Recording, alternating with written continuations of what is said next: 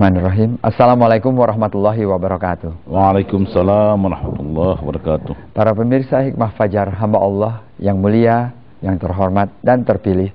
Pada pagi hari ini, Hikmah Fajar bersama Bang Imad dan juga adik-adik dari Universitas Indonesia.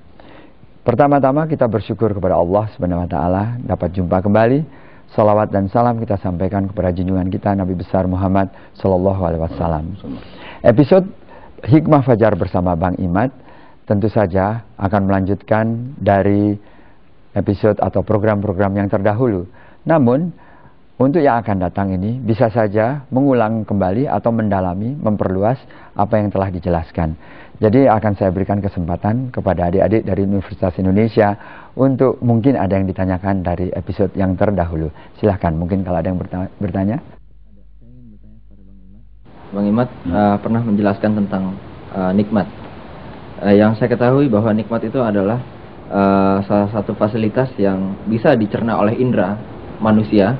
Kita bisa rasakan rasa nikmat di mulut apabila kita makan, dengan kita mendengar musik yang enak seperti yang lain. Sedangkan di Al-Quran itu sendiri kan tertulis bahwa nikmat itu apabila kita tidak mempunyai akhlak atau nggak iman yang baik, kita bisa menyalahgunakan nikmat-nikmat itu sendiri untuk hal-hal yang tidak baik. Yang ingin saya tanyakan, dengan adanya gap tersebut, bagaimana kita bisa mendekatkan supaya nikmat yang diberikan Allah itu tidak disalahgunakan oleh kita? Ya. Gini saudara, dahulu sudah kita pelajari bahwa Islam itu lawannya kufur. Itu sudah kita kupas dalam episode keberapa saya sudah lupa. Tetapi kufur itu juga lawannya syukur. Ya, oleh karena itu dahulu saya coba simpulkan ya, lawannya sama-sama kufur. Jadi Islam dengan syukur adalah dua hal yang tidak mungkin terpisahkan. Orang Amerika bilang two sides of one coin, dua sisi daripada suatu mata uang. Tidak mungkin seorang Islam kalau dia tidak pandai bersyukur. Apa yang perlu disyukuri itu seluruh nikmat Allah kita wajib syukuri. Tetapi Tuhan pun mengatakan dalam Quran, coba lihat surat Ibrahim. Surat Ibrahim itu surat 14 ayat 34 yang bunyinya, coba ketemu surat 14 ayat 34 ya. Jumpa? Coba baca. A'udzubillahi minasyaitonirrajim. Wa ataakum min kulli ma sa'altumu wa in ta'uddu nikmatallahi la tuhsuha innal insana ladzalumun kafar. Ya. Semua yang kalian butuhkan dilengkapi oleh Tuhan. Tidak ada kebutuhan manusia yang tidak dipenuhi oleh Tuhan. Semua kebutuhan. Bang Imad, bagaimana kalau umpamanya adinda kita ini membacakan artinya? Coba. Supaya terdengar suara indahnya. Bismillahirrahmanirrahim. Dan dia telah memberikan kepada kamu segala apa yang kamu mohon kepadanya. Dan jika kamu menghitung nikmat Allah, tidaklah dapat kamu menghinggakannya. Sesungguhnya manusia itu sungguh zalim lagi ingkar. Ya, itulah. Jadi apapun yang kita butuhkan, apapun yang kita minta, ya, minta itu apa? Adakah dengan permintaan sadar atau tidak sadar? Ya, yang kebutuhan kita itu maksudnya itu masa'altumu. Ya, apa yang kita butuhkan semua dilengkapi oleh Tuhan.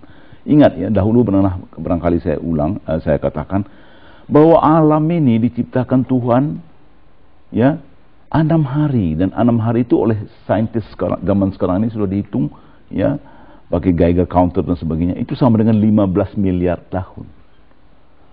15 miliar tahun Tuhan mempersiapkan alam ini sebelum manusia diciptakan. Sehingga selengkap-lengkapnya, tidak ada yang kurang. Apa yang dibutuhkan manusia ada di dalam alam ini. Ya, selengkap-lengkapnya. Itulah tanda sayang Tuhan kepada manusia. Bang Imad, maaf saya memotong. Kalau saya mendengar kebutuhan ya, ada teori kebutuhan itu yang mengatakan, yang sangat terkenal dari Maslow. Apakah Bang Imad setuju hanya itu saja atau tidak?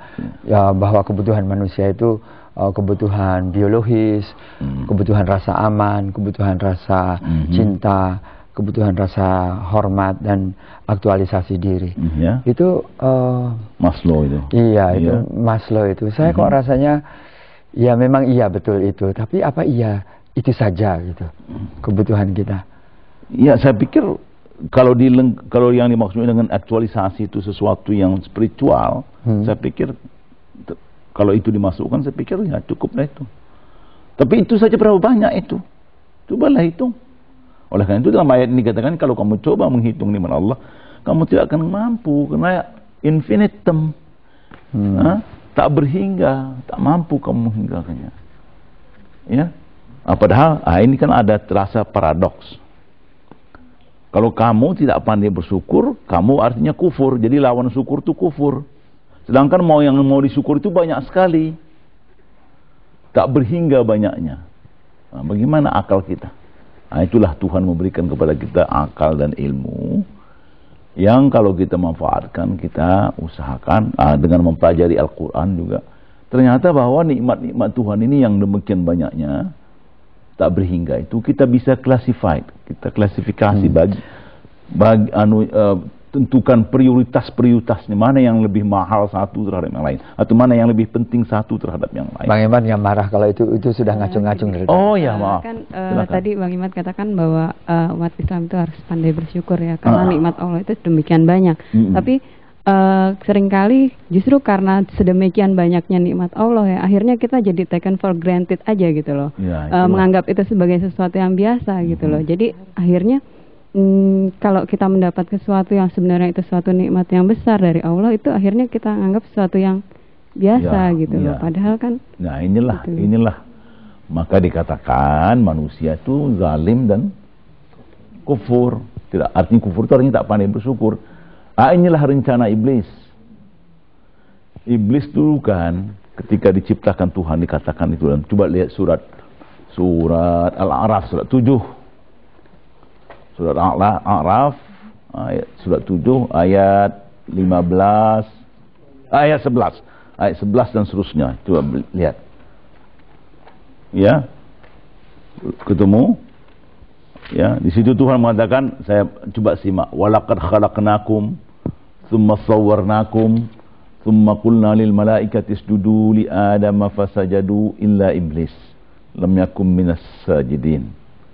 Ya, sesungguhnya kamilah yang telah menciptakan kamu, dan kamilah yang telah menyempurnakan bentuk kamu, dan kamilah yang telah memerintahkan kepada seluruh malaikat supaya sujud kepada Adam.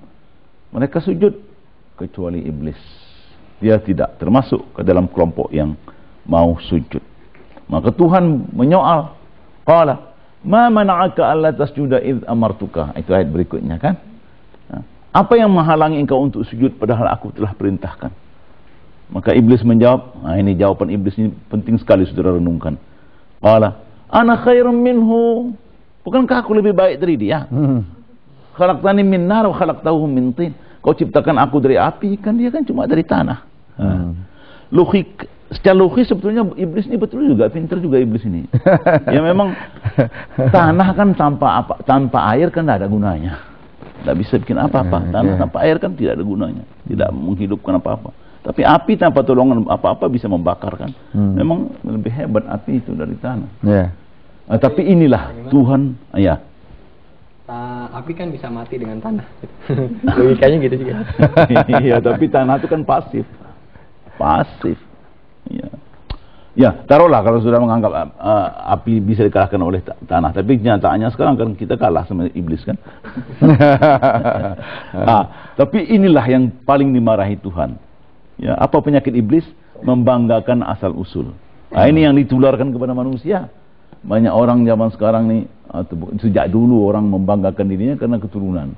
Ya, kalau di Jawa ini Raden, Mas, apa Gusti, apa. Ya, kalau di Sumatera Tengku, Datuk, ya, Malaysia Tun, Tan Sri. Itu klasifikasi manusia dibuat oleh manusia sendiri, ketularan penyakit iblis. Ya, menganggap dirinya lebih hebat dari manusia karena dia dibuat dari api, asal usul. Ini penyakit yang kemudian tumbuh di kalangan sosial masyarakat. sikap feudalisme atau apa, paternalisme atau apa namanya, kalian saudara dari sosial kan lebih tahu dari saya. Ya, maka Tuhan marah sekali. Coba baca ayat berikutnya, fahbit minha. Silakan Bang Imad, cuma. jadi kalau sekarang menurut saya kesombongan keturunan itu saya kira udah agak berkurang ya dengan gelar-gelar tersebut. Ya, mudah-mudahan lah dengan banyaknya kita mengkaji Quran, kita memang harapkan demikian. Ada satu bentuk kesombongan baru yang suka disebut kesombongan intelektual. Menurut Bang Imad tuh bagaimana? Ya, lebih kurang sama itu penyakit iblis pokoknya sombong itu. Oleh karena itu Rasulullah mengatakan tidak mungkin masuk surga atau diharamkan surga itu bagi orang yang di dalam hatinya ada penyakit kibir walaupun sebesar zarrah. Tapi pada saat mana nanti seorang itu harus menunjukkan, mungkin seperti tadi disebut self actualization-nya itu sebagai seorang muslim dengan intelektualitas dia gitu, dengan untuk menjaga agar ini tidak masalah sombong. yang sangat peka, sangat halus ini. Apa bedanya orang yang punya self confidence, self esteem dengan seorang yang sombong? Itu bisa dites itu. Dan latihan manajemen saya selalu memberikan test. Ya, apakah Anda mempunyai, apakah Anda percaya diri? Self confidence atau percaya diri? Sikap orang yang percaya diri atau mandiri itu kadang-kadang seperti orang yang sombong. Sebetulnya tidak. Nah, inilah bagaimana membedakan antara sikap mandiri dengan sikap sombong itu.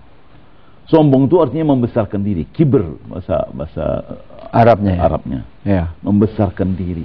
Kalau self confidence ya itu dia memiliki jati diri gitu.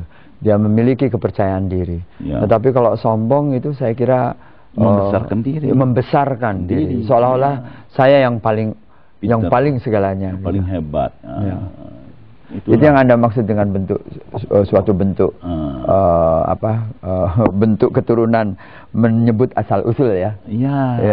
Ya. Biasanya yang penyakit iblis ini dia menganggap dirinya lebih pintar dari Adam, lebih mulia dari Adam karena dia dibuat dari api sedangkan Adam daripada tanah. Itu maka dalam ayat Baqarah 31 dan 32 Tuhan mengkonfrontir itu sebelumnya. Ya, silakan deh. Ya. Tapi Bang Imad, kesombongan intelektual itu dikeluarkan oleh seseorang karena seseorang itu merasa memang dia punya gitu apa yang patut dia keluarkan gitu. Ya, Dan itu biasanya bukan sombong, namanya itu yang dikatakan tadi self confidence atau percaya diri. Iya. Itu sikap orang yang mandiri. Sikap mandiri itu adalah produk daripada tauhid yang tepat. Itu lain dengan sombong. Orang yang bertauhid adalah orang yang memantangkan dirinya atau mengharamkan dirinya merasa tergantung kepada orang lain. Dia tidak mau minta tolong kepada siapa dan apapun kecuali kepada Allah. Iya. Bukan sombong itu. Itu lain. Bagaimana kalau misalnya dia tuh mengeluarkan kesombongan intelektual itu agar dia dihargai oleh orang lain gitu. Nah, itulah niatnya, itu sudah lain. Nah, itu kan niat ingin dihargai orang lain. Kalau orang yang bertauhid, dia tidak mengharapkan penghargaan dari siapapun. Dia hanya melakukan sesuatu karena Allah saja. Dia biarkan dirinya dinilai oleh Tuhan dan dia tahu, inilah kita akan pergi ke sana sebetulnya dengan mengapa saya bagi nikmat menjadi 3 classification ini. Ya Bang Imad, kalau kita membatasi definisi sombong itu menurut hadis atau saya lupa, bahwa sombong itu adalah ketika kalian menolak kebenaran dan merendahkan manusia. Ya, ada hadis mengatakan begitu. Ya, ya ghamtun nas, ya, dia menolak kebenaran dan merendahkan manusia. Itu yang dikatakan sombong. Orang yang suka pakaiannya bagus dan sebagainya itu tidak sombong. Ya. Bahkan Nabi mengatakan Allahu Jamil, Tuhan itu cantik, indah, dan dia mencintai yang indah. Itu lain itu. Bang Imad, bicara soal sombong dengan self confidence tadi, kita merujuk kepada budaya kita sendiri, coba bahwa seperti di Indonesia kita mencoba untuk sombong dikategorikan kalau orang yang tidak tahu sopan santun atau enggak dia lebih berbicara dengan nada yang tidak disenangi, itu yang disebut dengan sombong. Nah, itu sendiri kalau kita merujuk dengan Al-Quran dan kenyataan tadi dan kita hubungkan dengan masalah kesombongan intelektual itu sendiri. Masyarakat sekarang itu kan banyak yang pandai, yang sudah terdidik. Kalau kita lihat dengan kacamata yang biasa saja, telah lebih banyak, sekarang banyak orang yang jadi sombong. Nah itu gimana menurut Bang Imad sendiri? Padahal kata Bang Imad itu bukan sombong namanya. Ya, kalau saya menilai orang yang sombong itu biasanya tidak terlalu pintar. Kalau orang yang pintar itu tidak mungkin dia sombong. Karena orang yang pintar tuh dia tahu juga bahwa dirinya tuh terbatas. Itu stereotip ilmunya. tertentu maksudnya. Hah? Stereotip yang dibuat konsepnya Bang. Ya, stereotip itulah yang sombong itu. Dan biasanya orang yang stereotypical tuh yang sombong. Kalau orang yang betul-betul pandai, dia tahu bahwa kepandainya tuh toh terbatas. Ya, tengok Newton itu. Waktu dia dianggap orang hebat sekali karena menemukan segala hukum yang sangat merubah wajah dunia, ya.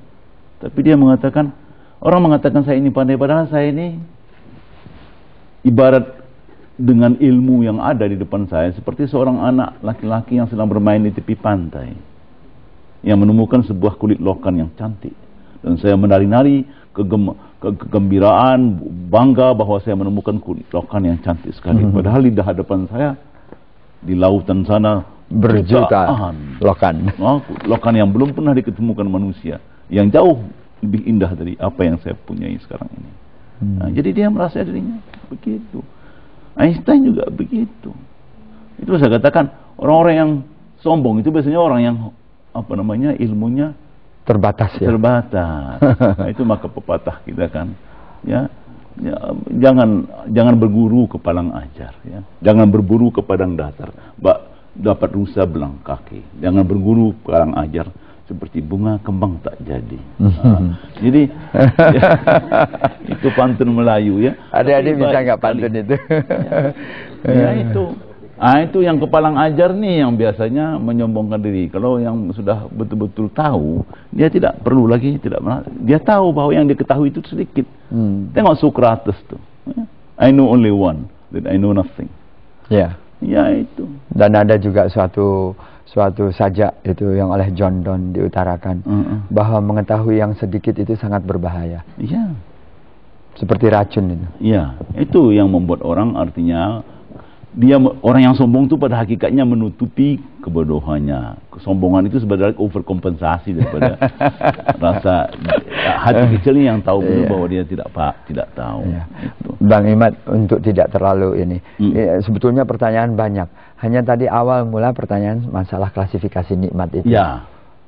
Nah itu yang ingin saya terangkan. Bersyukur ini tidak gampang, apalagi ada makhluk Tuhan yang menginginkan kita nih supaya tidak bersyukur. Nah, kalau saya teruskan ayat yang tadi itu, coba teruskan itu ayat yang tadi itu, ya. Iblis tadi kan diusir Tuhan. Fakhruj innaka minas saghirin. Engkau tidak pantas bersombong diri sini, keluar kau dari sini. Tempatmu di neraka, kira gitulah. Maka iblis tahu betul, ya. Ada sifat Tuhan yang membuat dia tidak bisa menolak permintaan orang. Apa itu? Apa sifat Tuhan yang membuat dia tidak bisa menolak permintaan orang? Pengasih, ya, Ar-Rahman. Sifat Ar-Rahman ini membuat Tuhan tidak bisa menolak permintaan orang. Oleh karena itu iblis menyalahgunakan ini. Ya, tahu dia. Itu maka Tuhan marah sama kita kalau kita malas berdoa.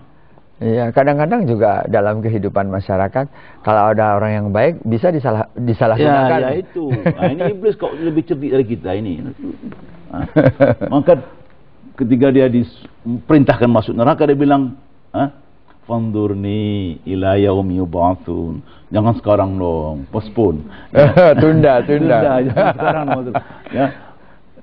Undurkan sampai hari kebangkitan. Maka Tuhan mengatakan, innaka minal mundharin, dalam ayat berikutnya nomor itu 17 kalau tidak salah.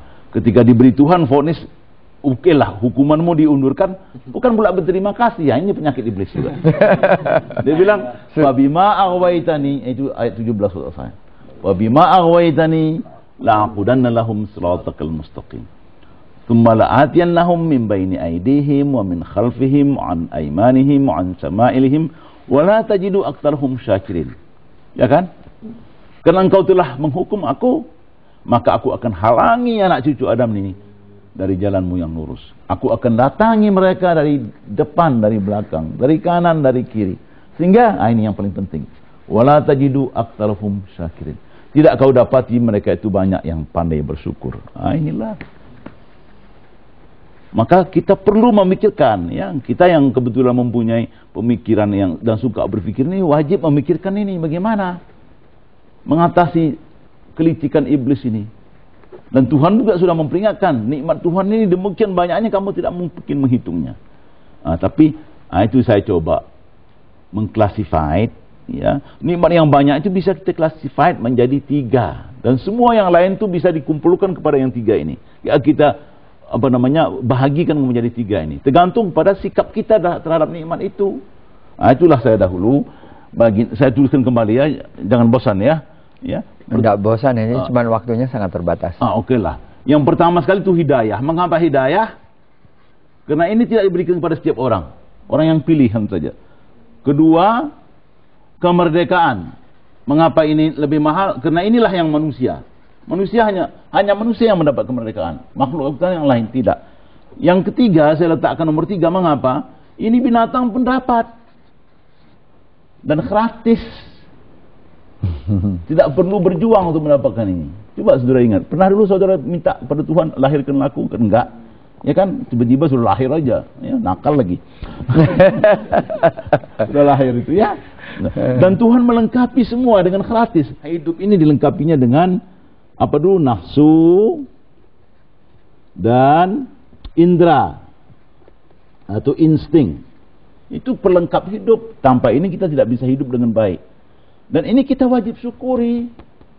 Tapi dengan kesadaran bahwa ini bagaimanapun tingkatnya paling rendah ini. Nikmat Tuhan yang paling murah jika dibandingkan dengan ini. Bukan berarti boleh kita abaikan. Siapa yang mengabaikan kepentingan hidupnya berdosa. Bahkan sembahyang boleh ditawar untuk mempertahankan hidup. Kalau saudara demam tidak boleh kena air. Padahal sembahyang tidak sah kalau tidak pakai wudu.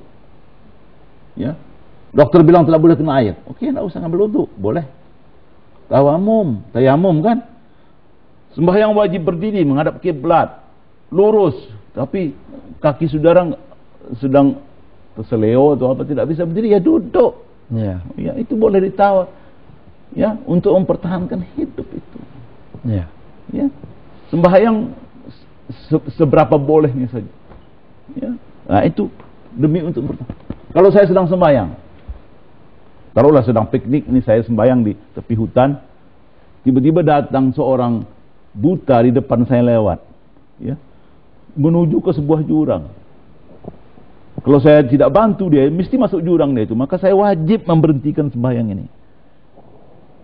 Ya, diinterrupt, bukan berhenti, tidak. Saya bantu orang buta ini, selamatkan dia dari jatuh ke jurang. Saya teruskan lagi sembahyang itu, tak perlu ulang Allahu Akbar lagi. Dilanjutkan, ya. Dilanjutkan saja. Nah, itu begitu pentingnya mempertahankan hidup ini. Ya. Itu termasuk mensyukuri itu. Ya, baik Bang Imad. Nanti Bang Imad, bagaimana kalau episode yang ke atas itu masalah kemerdekaan dan hidayah, Bang Imad datang lagi. Kalau nggak bosan aja. Ya, insya Allah tidak ya. Enggak, adik-adik ya, tetap menemani kan. Baiklah, para pemirsa Hikmah Fajar, hamba Allah. Dari mulai pertanyaan masalah mensyukuri, dan Islam itu lawannya kufur, syukur juga lawannya kufur. Jadi orang Islam harus bersyukur. Dan ternyata tidak banyak yang pandai bersyukur. Tidak banyak pandai bersyukur hanya kepada masalah hidup yang selalu dikuasai oleh nafsu. Dari diskusi tadi ada yang menarik sekali. Bedanya orang yang sombong dan bedanya orang yang percaya diri. Ternyata kata sombong ini ada nuansa-nuansa menganggap bahwa dirinya lebih daripada segalanya, daripada Tuhan mungkin. Karena itu Allah Subhanahu wa taala membenci kepada orang yang sombong. Hendaknya kita hati-hati, sebab iblis tidak akan lengah. Karena itu kita jangan lengah pula. Setiap saat kita berzikir, iblis menunggu kapan kita tidak berzikir. Dia akan masuk. Salat di depan jurang harus tetap memakai suatu aturan main. Bila ada orang buta mau masuk jurang, salat hentikan sebentar, dikembalikan lagi, dilanjutkan, dan demikianlah kita bersyukur kepada Allah Subhanahu wa taala. Terima kasih kepada Bang Imad dan juga kepada adik-adik dari Universitas Indonesia. Assalamualaikum warahmatullahi wabarakatuh. Waalaikumsalam warahmatullahi wabarakatuh.